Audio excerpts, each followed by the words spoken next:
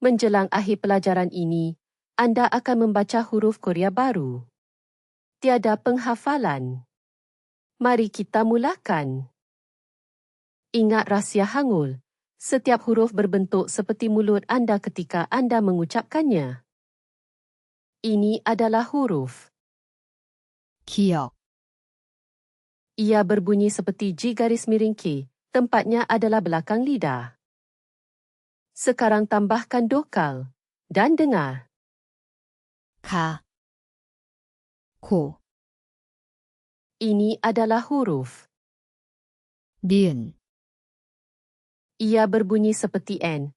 Tempatnya adalah hujung lidah, gusi atas. Sekarang tambahkan dokal dan dengar.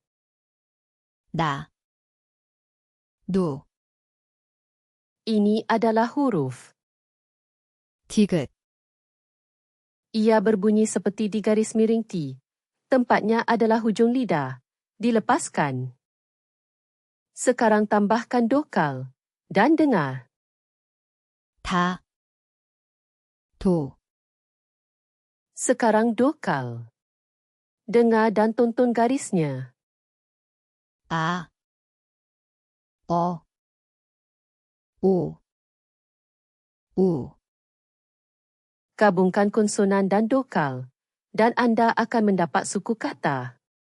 Seperti blok binaan. 가, 고, 나, Giliran anda.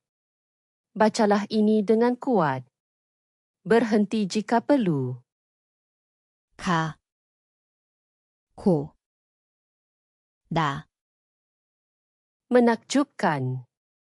Anda baru sahaja belajar 3 konsonan dan 4 dokal. Anda sudah boleh membaca lebih banyak Korea daripada semalam.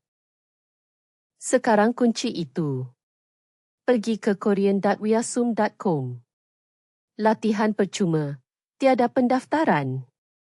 Pautan ada di bawah.